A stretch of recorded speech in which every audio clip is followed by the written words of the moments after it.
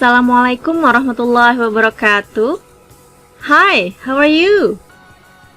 For today's English lesson, we are still discussing about narrative text.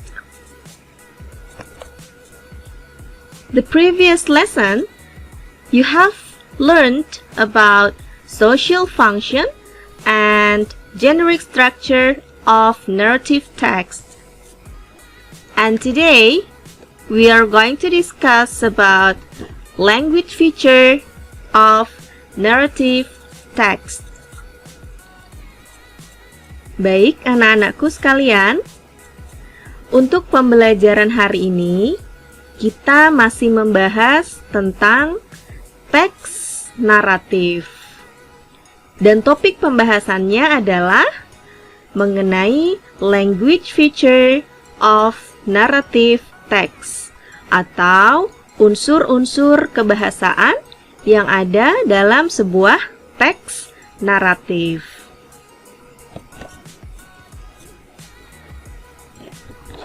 Okay, class.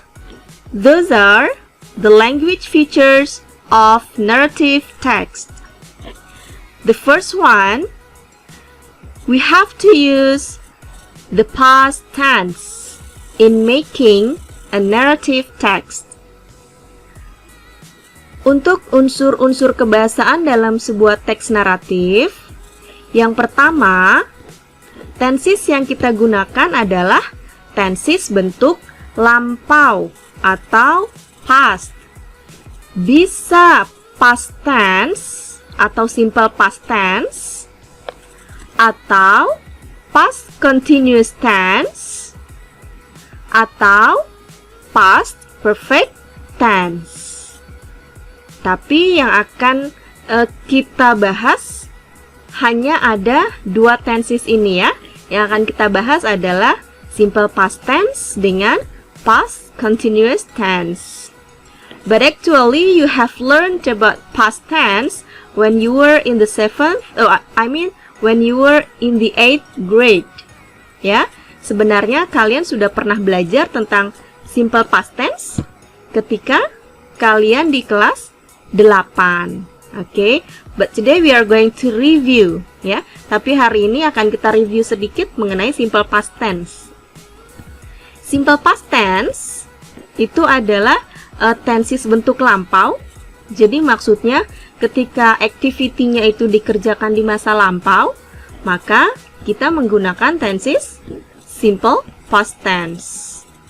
Dan dalam simple past tense, kata kerja yang kita gunakan adalah kata kerja kedua atau verb to. Ya. Dan harus kalian ingat, dalam simple past tense, kata kerjanya itu terbagi menjadi dua jenis, yaitu ada yang merupakan regular verb atau kata kerja yang beraturan, ada juga yang irregular verb atau kata kerja yang tidak beraturan.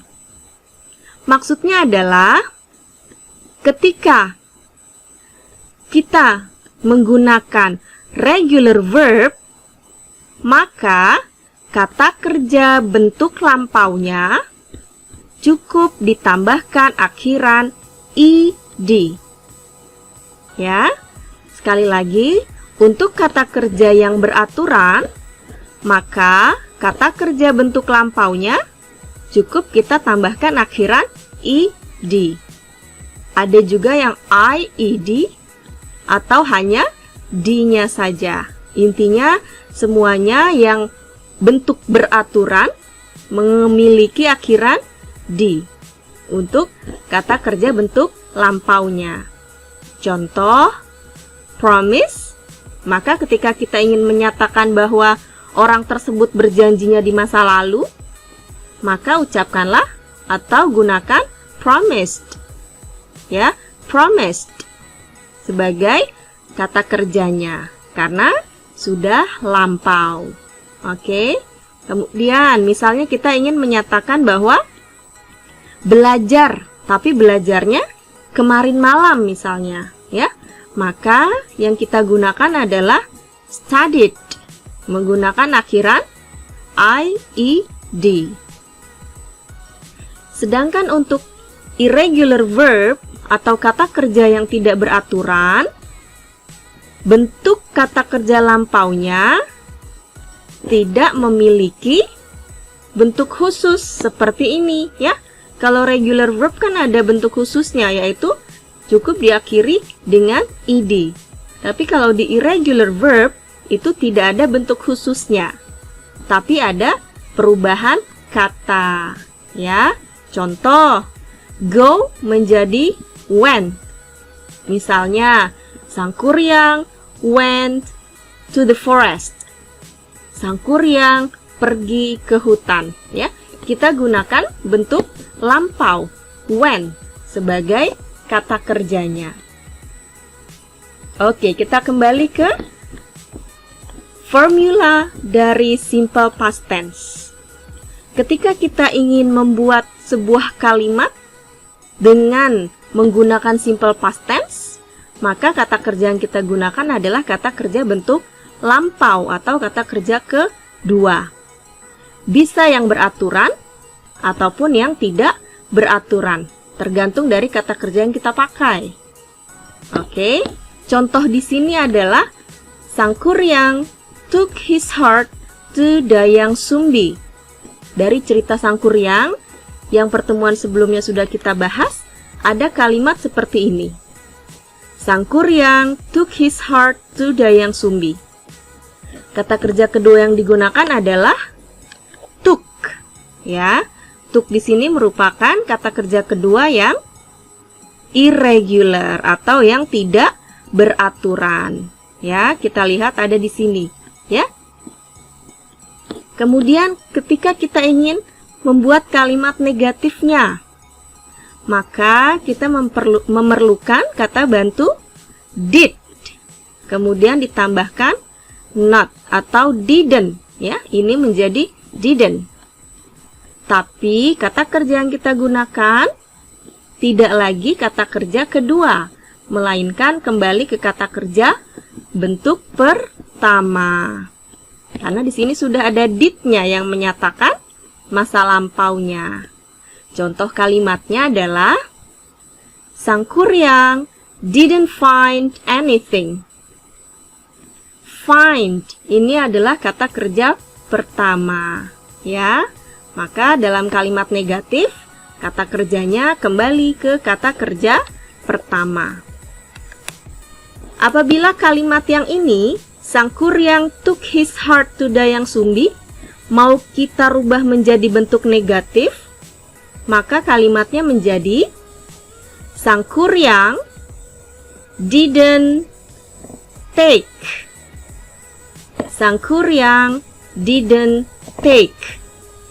Ya, took-nya berubah menjadi take karena kembali ke kata kerja pertama.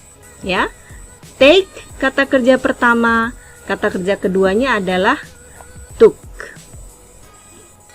Oke, sudah ingat kembali ya materi tentang simple past tense yang sudah pernah kalian pelajari ketika kalian di kelas 8.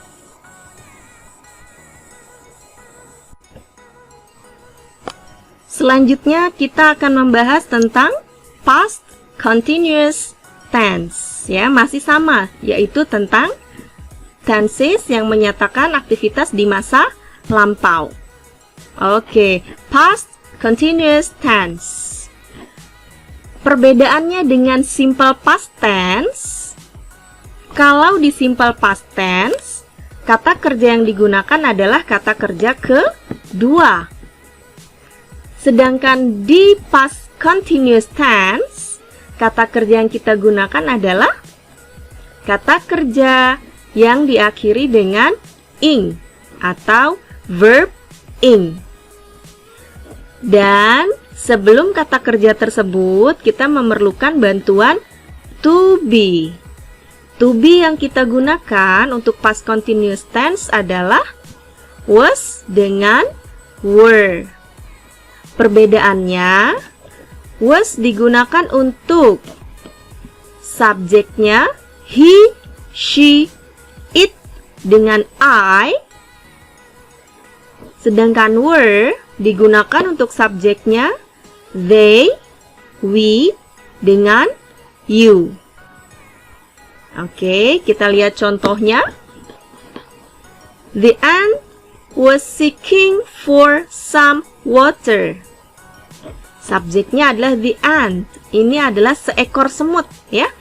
Ini adalah sebuah kalimat yang terdapat dalam teks naratif yang berbentuk fabel, ya, yang menceritakan tentang tokohnya binatang. Oke, ada kalimat seperti ini. The ant was seeking for some water. Kata kerja yang digunakan adalah seeking, ya. Verb ditambahkan ing. Karena subjeknya adalah the ant, semut, seekor semut, yang kata gantinya adalah it, maka to be yang digunakan adalah was. The ant was seeking for some water. Seekor semut itu sedang mencari air, ya.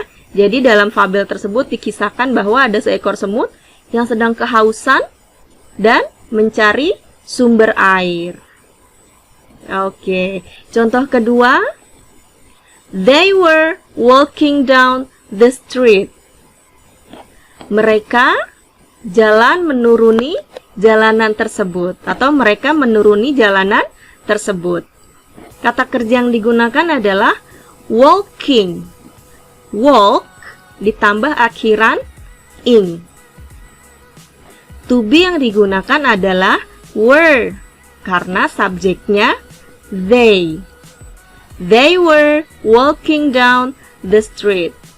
Mereka menuruni jalan tersebut. Sedangkan ketika kita ingin membuat kalimat negatifnya, cukup ditambahkan not setelah to be. Jadi setelah was kita tambahkan not. Begitupun setelah were, cukup ditambahkan not. Dan kata kerjanya tetap menggunakan kata kerja yang ditambahkan akhiran ing. Oke, jadi kalau di contoh pertama misalnya, the ant was seeking for some water. Kalau kita mau rubah menjadi kalimat negatif, maka kalimatnya the ant was not, ya, ditambahkan not, kemudian dilanjutkan kata kerjanya seeking for some water. The ant was not seeking for some water. Oke, tadi adalah unsur kebahasaan yang pertama yang ada dalam sebuah teks naratif. Jadi menggunakan kata kerja bentuk lampau ataupun kata kerja yang ditambahkan ing tapi menggunakan to be lampau, yaitu was dengan were. Untuk selanjutnya, unsur kebahasaan yang ada dalam teks naratif yaitu memiliki adverb of time. Artinya kata keterangan waktu. Jadi jelas waktunya itu kapan cerita tersebut terjadi, ya. Misal once upon a time, ya, atau misalnya one day.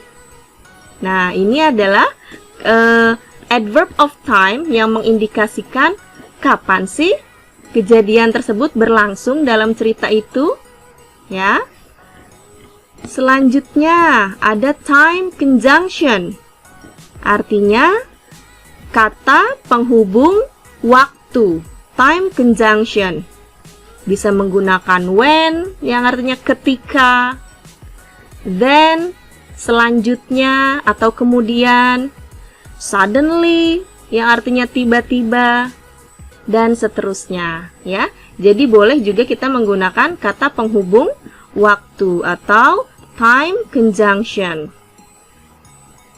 Selanjutnya, specific character. Maksudnya adalah ada tokoh yang jelas dalam cerita tersebut. Jadi ada tokoh utamanya atau main karakternya yang menjadi pusat dari cerita tersebut. Contohnya, Cinderella. Ya, jadi dalam cerita Cinderella, maka tokoh utamanya pasti Cinderella. Kemudian dalam cerita Snow White, main karakternya adalah Snow White itu sendiri. Kemudian ada juga cerita Sang Kuryang, ya. Tokoh utamanya adalah Sang Kuryang. Ya, jadi dalam sebuah teks naratif pasti harus ada tokoh yang spesifiknya, tokoh yang jelasnya, yang menjadi sentral dari cerita tersebut. Next, action verbs atau kata kerja yang menyatakan aktivitas atau tindakan. Ya, pastinya dalam setiap cerita pasti kata kerjanya banyak mengandung kata kerja yang merupakan tindakan, ya, atau kegiatan. Contohnya killed.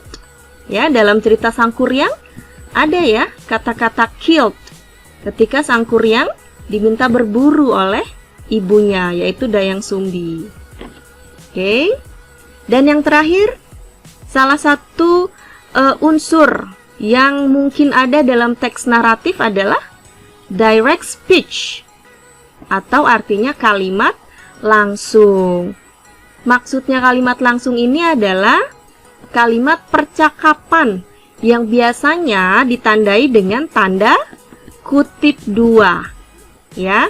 Tujuan dari kalimat percakapan ini atau tujuan dari direct speech ini adalah untuk membuat ceritanya itu lebih hidup, lebih menarik, ya. To make the story lively. Jadi lebih hidup, lebih menarik. Jadi yang membacanya juga lebih antusias karena kisahnya terlihat nyata dengan adanya dialog-dialog tersebut. Okay, class. For the next activity, you can check your Google Classroom. Silahkan kalian buka Google Classroom-nya untuk aktivitas selanjutnya. And if there is something that you don't understand, or if there is something that you want to know more about this material, please ask your teacher. So that's all for today. Thank you. Assalamualaikum warahmatullahi wabarakatuh.